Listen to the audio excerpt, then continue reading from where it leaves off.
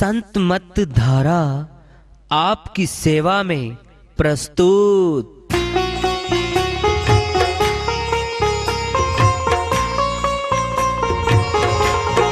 जो चाहता है प्रभु प्यारा वो आओ संत मत धारा, भक्ति भेद बता कर सारा वो कर दे भव के पारा।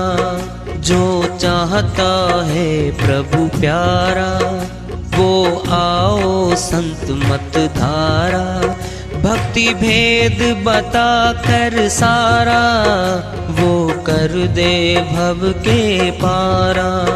जो चाहता है प्रभु प्यारा।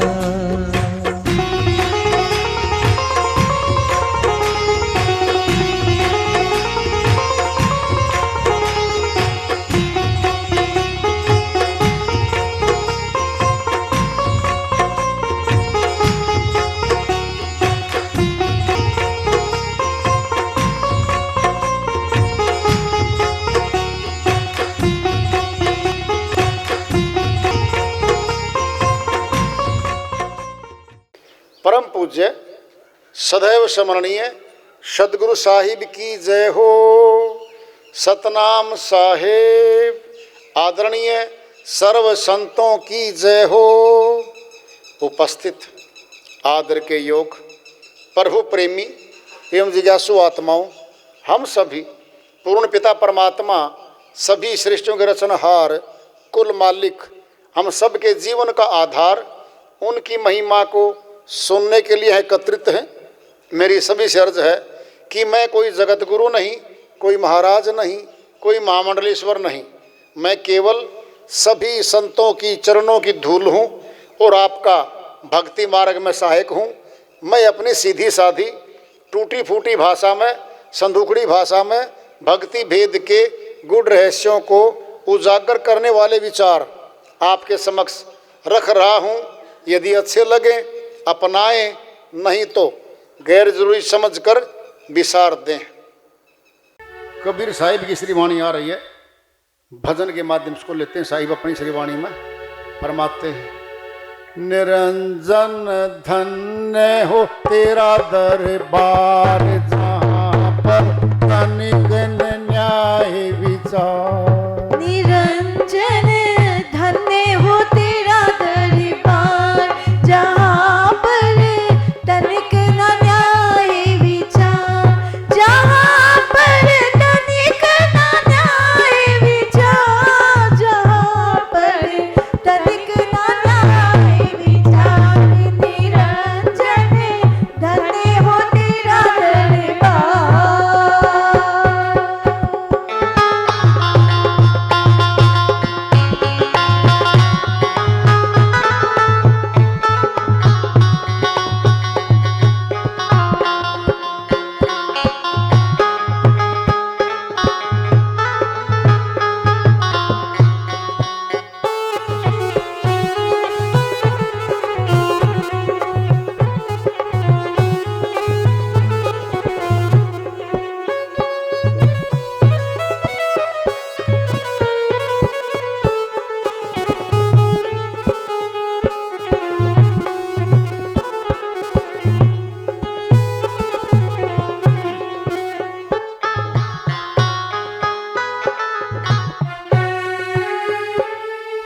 रंग महल में बसे हैं मसखरे, साथ तेरे सरदार। रंग महल में बसे मसखरे, साथ तेरे सरदार। धूप धूप में साधु विराजे, धूप धूप में साधु विराजे। भय जो भवन निधि पार। निरंजन धन्य हो तेरा दरबार।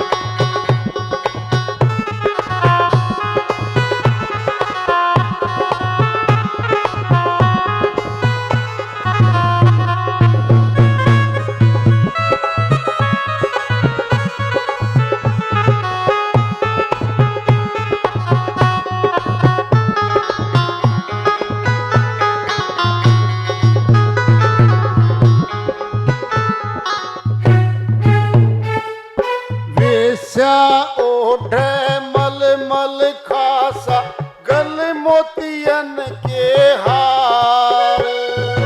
वेश्यायोड़े मल मल खासा गल मोतियन के हार। पतिव्रता को मिले न खादी, पतिव्रता को मिले न खादी। सूखा निरस आहार। निरंजन धन्य हो तेरा दरबार, जहाँ पर तनिक न न्याय विचार, जहाँ पर तनिक न न्याय विचार, जहाँ पर तनिक न न्याय विचार। निरंजन धन्य हो तेरा दरबार।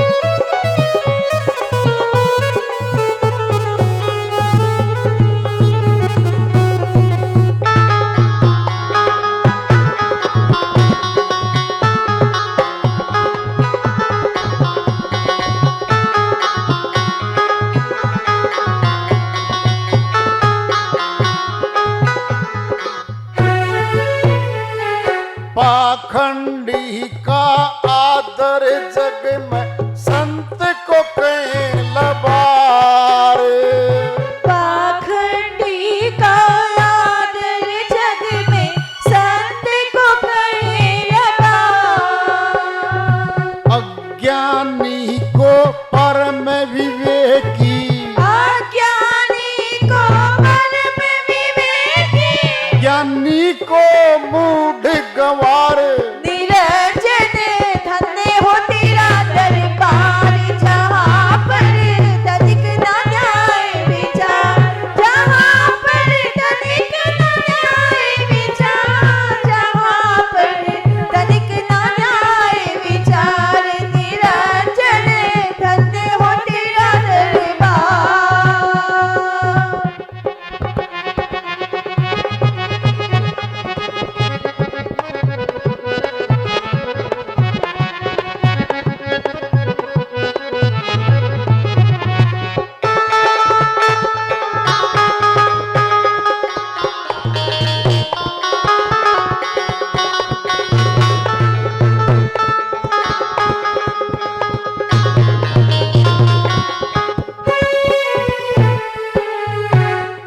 साच कहूँ जग मारण धावे, झूठों का एतबार। साच कहूँ जग मारन धावे, झूठों का एतबार।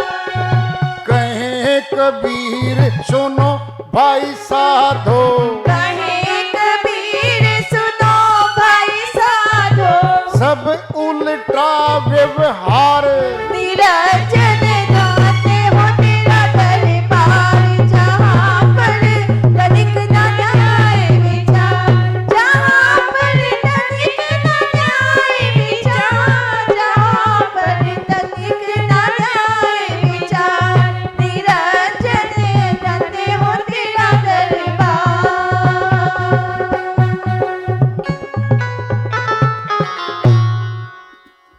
साहिब की श्रीवाणी जबरदस्त नक्शा खींच दिया इस काल पुरुष के देश। किसका देश है ये? मौत का राजा है काल पुरुष, मृत्यु लोक है ये जीवन लोक नहीं है, मृत्यु लोक है। फिर मृत्यु के लोक में सुख नहीं होता कभी। काल पुरुष का कर्म का कानून काम कर रहा है यहां पर। जब राज्य लिया ना दयाल से, काल ने कह दिया था दयाल को, ये सारी सुरतियां मुझे दे दो, आत्माएं दे दी, ये आवे और वापिस चली जावे, कोई रोक नहीं थी। घूमे इस काल के देश में और सीधी अमरलोक चली जाऊं भाई। फिर भक्ति करी काल पुरुष ने, जी अधूरा राज्य दे दिया। भी क्या चाहता है? कर्म का कानून बनाऊंगा, इन सुर्तियों को फंसाऊंगा। जो आपकी भक्ति करना चाहे करके चली जाए, रोकूंगा नहीं तो कर्म के कानून फंसाऊंगा, पाप कर्म और पुण्य कर्म की डोरी फांस बनाऊंगा, इस सुर्तियों को फंसाऊंगा। ये सारी फंस गई भाई। साईं बोले मैं तेरे देश में आया था भाई निरंजन, एक काल पुरुष जबरदस्त सिस्टम है तेरा। तो भाई महलों में मस्खरे रहते हैं, नाच गाने डांस करवाते हैं, वो नशेड़ी नशा करते हैं भिन्न भिन्न प्रकार के। जो भक्ति करने वाले साधु हैं वो दर दर घूमते हैं, पैदल घूमता है, कोई साधारण वेशभूषा में, किसी को भोजन समय पर मिलता नहीं है। जिन्हें मेरे पास आना है उनके पास कुछ भी नहीं। ये किले ये महल मसखरों के हैं। सुनना है, सुन लो ध्यान से। जो जग गया राजा की गद्दी को ठोकर मार के, राजगद्दी को भक्ति करने चला था राजा पीपा।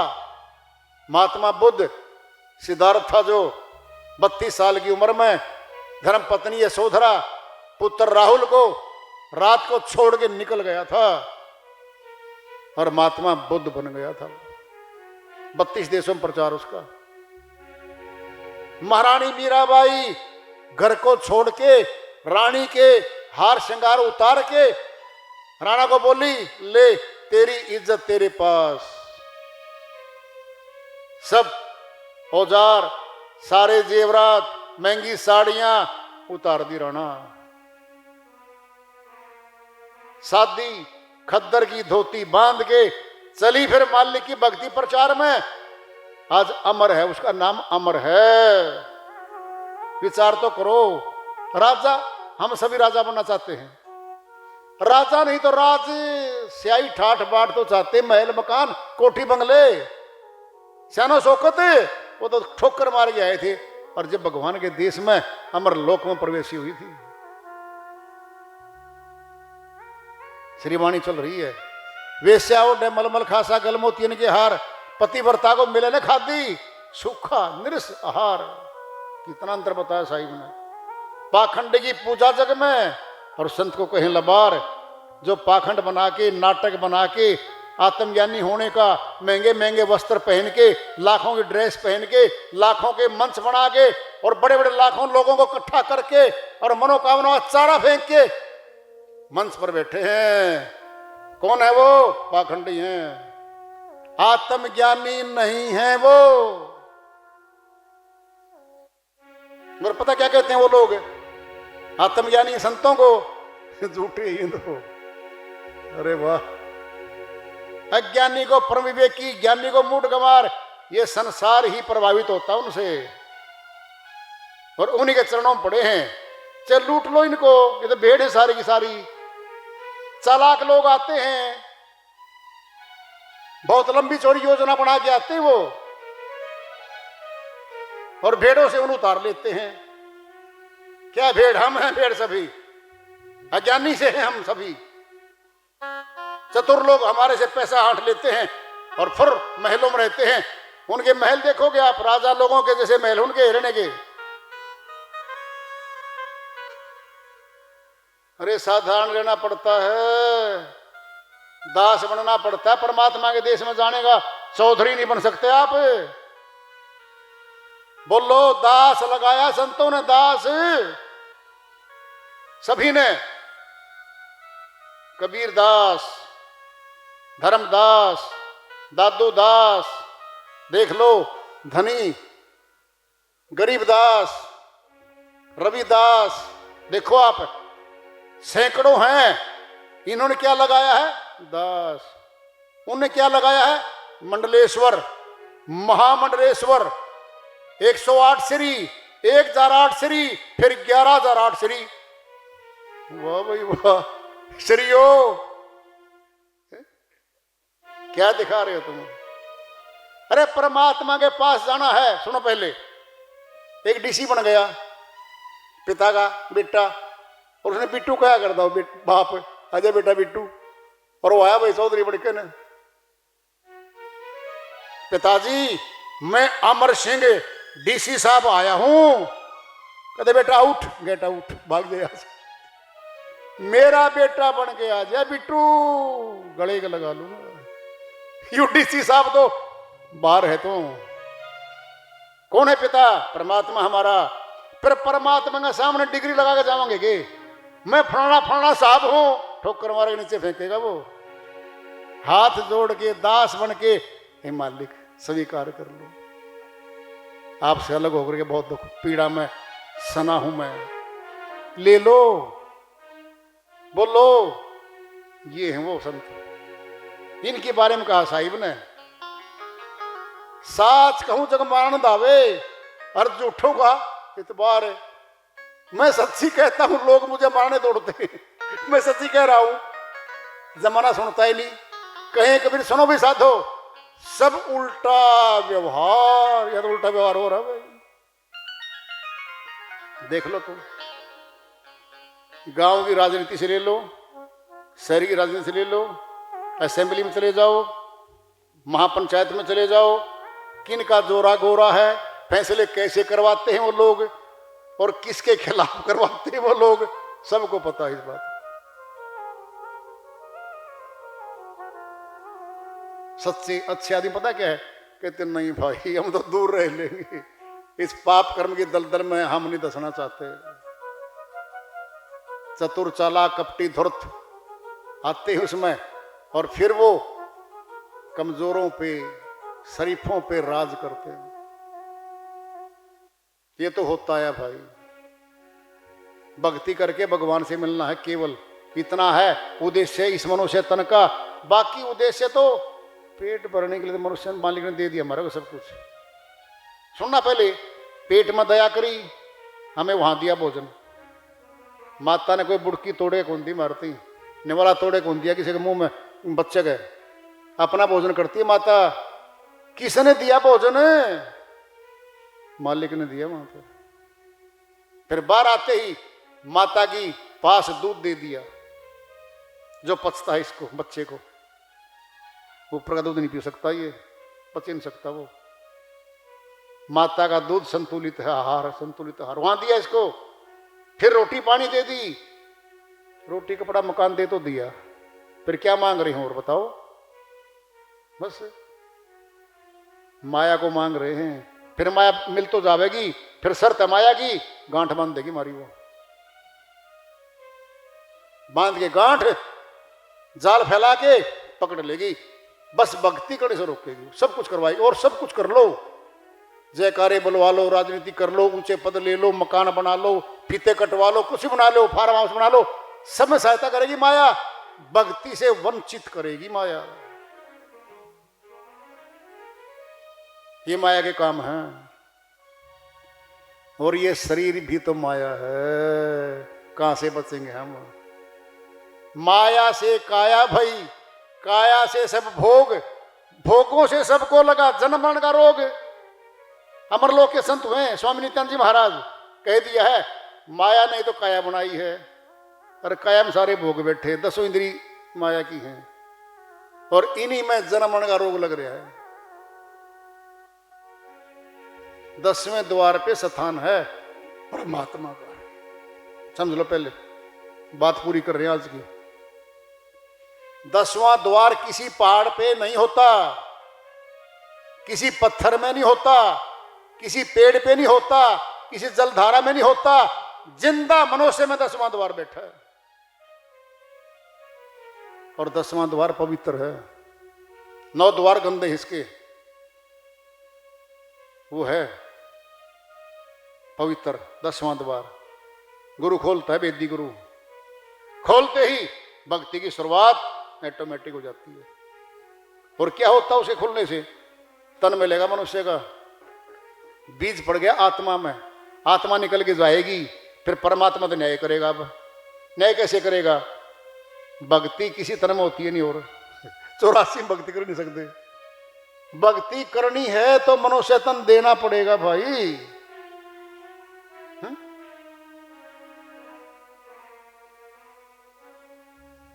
क्या इस देश में अन्याय है? दृष्टांत लोगे, ले लो अपने सामने, आधा पीछा भी पूरा करते आज की वार्ता को। महाभारत के युद्ध की रचना रची जा रही है, दरबार लगा हुआ है। शकुनि ने चाल से युधिष्ठिर को हरा दिया है जुए में। पांचों भाइयों को हरा दिया, लगा लगा के पांचों भाइयों को अधीन कर दिया, गुलाम हो गए पांचों भाई। दुश्मनी पांचों भाइयों से नहीं थी दुर्योधन की, द्रौपदी से थी। द्रौपदी ने बेइज्जती की थी इसकी वहां पर, जब इनके हस्तिनापुर में गई थी, गिर गया था उसमें तालाब में, धोखे से गिर गया था। तब कहा था द्रौपदी ने, अंधे का पुत्र अंधा ही तो है। तब कहा था गांठ मार ली है, बदला लूंगा, छोड़ूंगा नहीं। फिर क्या कहा शकुनि ने, द्रौपदी को लगा दे दाव पर, जीत हो जाएगी। हर दाव पे लगा दिया। पितामह बैठे हैं, गुरु द्रोणाचार्य बैठे हैं, कृपाचार्य बैठे हैं, सारे बैठे हैं, राजा बैठे हैं धृतराष्ट्र जी। आई वो सीधा प्रश्न कर दिया, हे पितामह, हे सभी महात्मा विद्वानों, एक बात मुझे जवाब दे दो बस। जो हार गया, जो गुलाम हो गया, उस गुलाम ने अधिकार था ही नहीं मेरे को दाव पे लगाने का। सब मौन हो गए, नीचे गर्दन हो गई सबकी। ये नहीं कह सके, बिल्कुल बिटिया सही कह रही हमारी ये, न्याय की बात यही है, इसको दाव पे लगाने का अधिकार था ही नहीं। जो गुलाम हो चुका उसने अधिकार किया था तो गुलाम हो लिया। ना सुनी करी, उसने उत्पात मचाया वहां पर, तो श्री कृष्ण भगवान को पुकारा, तब उसकी लाज बची थी वहां पे। ये होता इस देश में, काल पुरुष के देश में क्या क्या नहीं होता देखो तो। राजमहल में कर दिया कांड, कैसी व्यवस्था होगी, कैसे राजा लोग होंगे, कितना अन्यायपूर्ण राज्य चल रहा होगा उस समय। कल्पना भी दूर है बातें। क्या था, आखिरी पड़ाव था इसका द्वापर का। वो अर्जुन जी के पौत्र हुए हैं परीक्षा, राजा परीक्षित। उसके समय में कलयुग प्रवेश कर गया था, वहां से कलयुग की शुरुआत हो गई थी। द्वापर पूरा हो चुका था वहां से, फिर कलयुग शुरुआत हुई थी वहीं से। और भागवत कथा जो उसके निमित्त, जब सर्प मर्या डाल दिया ना राजा परीक्षित ने ऋषि के गले में, ऋषि ने श्राप दिया, 7वें दिन तुझे यही डसेगा। हे राजा, सुखदेव मुनि बुलवाए थे, 7 चक्कर खोले थे बॉडी के भीतर है 7 चक्कर, और बैकुंठ भेज दिए थे। कौन है? राजा परीक्षित। राजा परीक्षित और सुखदेव मुनि के प्रति 7 दिन की है ये कथा नहीं है, ये 7 दिन कोर्स था उसका। बैकुंठ भेज दूंगा भाई, पक्का मरेगा, सर्प भी आएगा, डसेगा भी, लेकिन मेरे अंदर वो शक्ति है, मैं सुखदेव मुनि हूं, चक्कर 7 खोल लूंगा तेरे, और 0 चक्कर पे जाकर के तुझे भेज दूंगा बैकुंठ। ये हुआ था। तो वार्ता चल रही है, प्रेम से बोलिए सदगुरु साहिब की जय हो, सतनाम साहिब।